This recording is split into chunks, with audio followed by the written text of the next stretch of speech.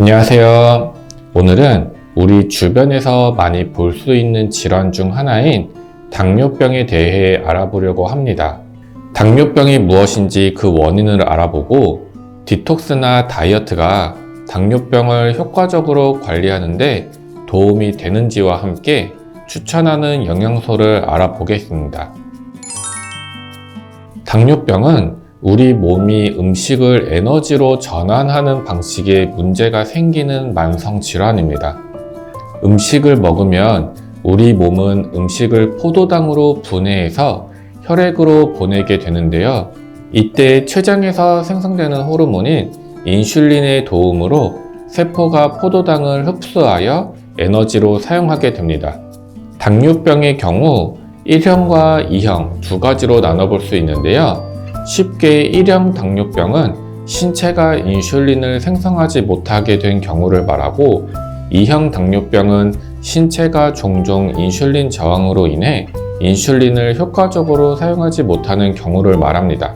그래서 2형 당뇨병은 조금만 신경 쓰면 개선이 될 확률이 높지만 1형은 2형보다 더 열심히 우리 몸을 관리해야 합니다. 당뇨병은 주로 유전적 요인, 생활 방식, 호르몬 불균형, 만성염증 등에 의해서 발생하게 되는데요. 유전적 요인과 생활 방식은 이어져 있다고 봐도 됩니다. 부모님의 식습관과 생활 방식을 자녀들이 어릴 때부터 따라하기 쉽기 때문인데요.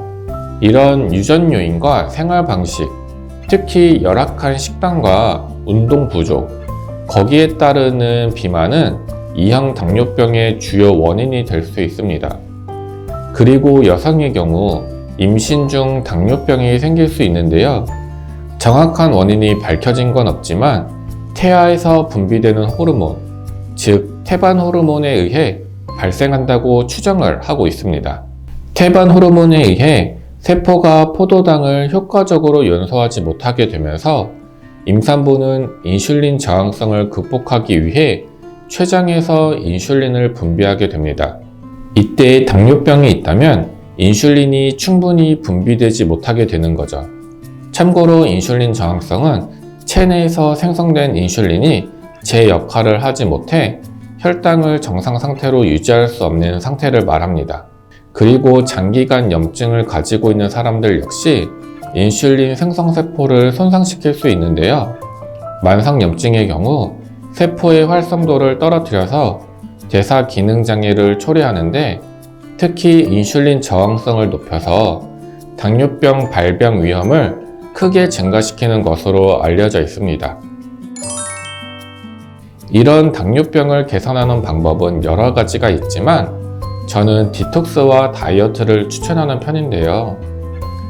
그 이유는 첫 번째로 인슐린 민감도 개선을 통해 인슐린 저항성을 줄여줄 수 있고 두 번째로 체중 관리를 통해 혈당 조절을 할 수 있기 때문입니다. 그리고 세 번째로 우리 몸에 가스와 안 좋은 노폐물을 배출함으로써 염증을 줄이면서 이 역시 혈당 조절에 도움을 줄 수 있고 네 번째는 불필요한 음식 섭취를 줄이고 필요한 영양분만 섭취하면서 당뇨와 함께 올 수 있는 신경 손상, 신장 문제, 심장병과 같은 심각한 합병증을 피할 수 있는 몸을 만들어주기 때문입니다. 하지만 디톡스나 다이어트 기간에 저혈당 쇼크로 인한 우려가 있을 수 있는데요. 저혈당 쇼크는 말 그대로 혈당 수치가 일정 수준 미만으로 내려갈 때 생기는 것으로 현기증이나 심각한 경우에는 쇼크가 올 수 있어서 조심하긴 하셔야 해요. 저혈당 쇼크가 오는 이유가 다양하게 있지만 주로 제한된 탄수화물 섭취 때문인데요. 정확하게는 탄수화물에 포함된 포도당 때문이죠. 그래서 정해진 기간에 이렇게 저혈당 쇼크가 있는 분들에게는 포도당을 천천히 방출하고 안정적인 혈당을 유지하는 데 도움이 되는 통곡물, 콩류, 채소와 같은 복합 탄수화물을 선택하는 게 좋고 섬유질이 풍부한 식품을 동시에 선택함으로써 혈당 급등락을 방지하는 걸 추천합니다. 무엇보다 과도하게 진행되지 않도록 하는 게 중요한 것 같은데요. 정해진 기간 동안 힘들면 가능한 기간까지만 진행하고 몸 상태가 개선됨에 따라 점차 시간과 기간을 늘려가면서 디톡스와 다이어트를 하시는 것이 좋을 듯 합니다. 당뇨병에 도움이 되는 영양소는 섬유질, 마그네슘, 비타민 C, 그리고 프로바이오틱스를 추천할 수 있는데요. 첫 번째로 섬유질은 탄수화물의 한 종류로 소화기관 활동에 도움을 주고 혈당 조절과 체내 콜레스테롤 수치를 낮추는데 도움을 준다고 알려져 있습니다. 이것은 물과 닿으면 젤과 같은 물질을 만들어내는데요. 이러한 수용성 섬유질은 포도당이 혈류로 소화되고 흡수되는 과정을 늦춰주고 특히 식사 후 혈당 수치가 급격하게 상승하는 것을 방지해 줍니다. 그리고 포만감을 높여 식욕을 조절하는 데도 도움을 주면서 장의 콜레스테롤과 결합하여 체내에서 제거하는 데도 탁월합니다. 두 번째로 마그네슘은 전반적인 혈당 조절에 영향을 미치는데요. 췌장의 인슐린 분비에 필수적인 영양소가 바로 마그네슘입니다. 인슐린 방출을 촉진하는 효소의 활성화를 돕고 탄수화물 대사에 관여해서 포도당을 에너지로 분해하는 데 필요한 효소의 중요한 보조인자로서 활동합니다. 당뇨병은 종종 만성염증과 활성산소를 동반하게 되는데요. 마그네슘은 이 두 가지를 완화하는 데 도움이 되고 세포가 손상되는 것을 막아주면서 심혈관 질환이나 신경, 신장 관련 합병증의 위험도 줄여줍니다. 세 번째로 비타민C는 우리 몸에서 항산화 작용을 하는 대표적인 영양소 중 하나인데요. 혈당 수치가 높아지면 우리 몸에서 활성산소가 증가하게 되는데 이 활성산소를 줄여서 세포의 손상을 막아줍니다. 그리고 당뇨를 앓고 있는 분들이 가장 민감하게 생각하는 공복 혈당 수치를 낮춰주기도 하는데요.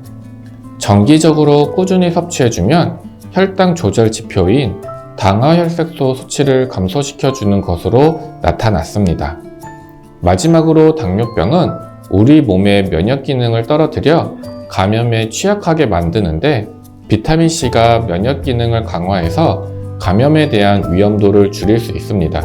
네 번째로 프로바이오틱스는 발효 과정에서 발생하는 유산균으로 우리 장에 대부분 살고 있는 유익균을 말합니다. 우리 몸 장 점막을 강화해서 유해 물질이 혈류로 유입되어 발생하는 당뇨를 막아주고 염증 감소 효과로 염증으로 발생될 수 있는 2형 당뇨병의 발병을 감소시켜주기도 합니다. 이렇게 염증이 감소하면서 인슐린 민감도가 향상되어 우리 몸의 혈당 수치를 조절하기가 더 쉬워지게 됩니다.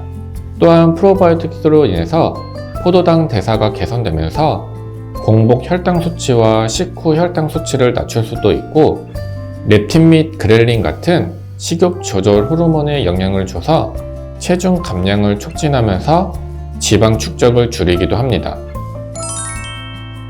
오늘은 저와 함께 간단히 당뇨병이란 무엇인지 정의와 원인을 알아보고 당뇨병 환자들에게 디톡스와 다이어트를 권하는 이유, 그리고 당뇨병 관리를 위한 권장 영양소를 알아봤습니다. 다음에도 더 알찬 정보를 가지고 오도록 하겠습니다. 감사합니다.